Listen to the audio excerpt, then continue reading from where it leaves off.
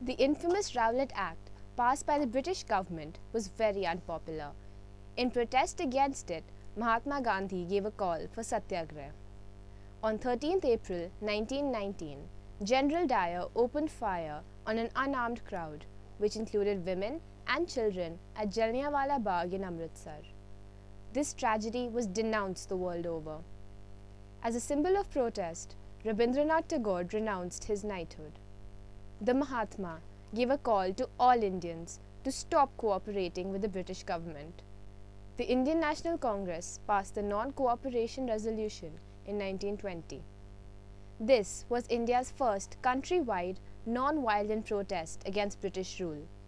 Indians offered peaceful resistance by taking out processions, boycotting foreign goods, and picketing liquor shops. The British government responded with violence. There were widespread police atrocities, but protests generally remained non-violent. However, on 5th February 1922, protesters turned violent and burned some policemen at the local police station at Chauri Chaura. Gandhiji felt the Indians were losing their way and immediately called off the non-cooperation movement to prevent any more violence.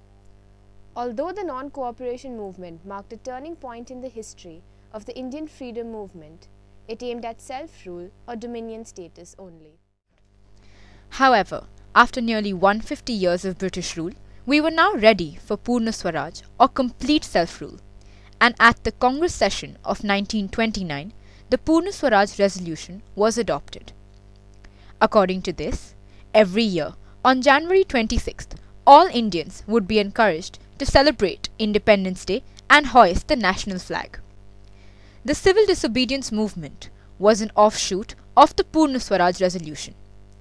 The earlier British law banning the manufacture of unlicensed salt by Indians was met by a resolute protest, wherein Gandhiji challenged the British government by leading the Dandi March to make salt at Dandi.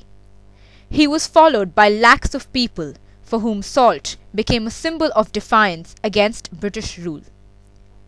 The civil disobedience movement fever gripped the entire length and breadth of the subcontinent.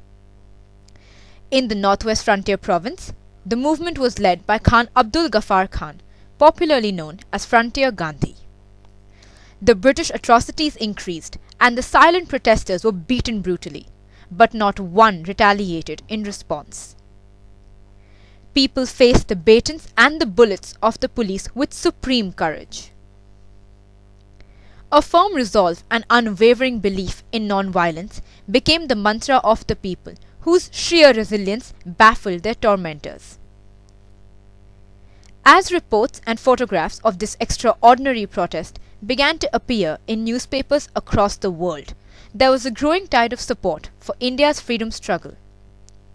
The non-violent civil disobedience movement was so powerful that the then Viceroy of India, Lord Irwin, invited Gandhiji for talks to address the Indians' demands and ending the protests. In March 1931, the Gandhi-Irwin Pact was signed and the government agreed to set all political prisoners free. In return, Gandhiji agreed to suspend the civil disobedience movement and participate in the Second Round Table Conference in 1932. Although the movement was called off in 1932, the Indian aspiration for complete freedom soared, and the time to press for complete independence seemed ripe in 1942 during the Second World War. Indian freedom fighters regrouped and restarted their protests, which now demanded that the British quit India.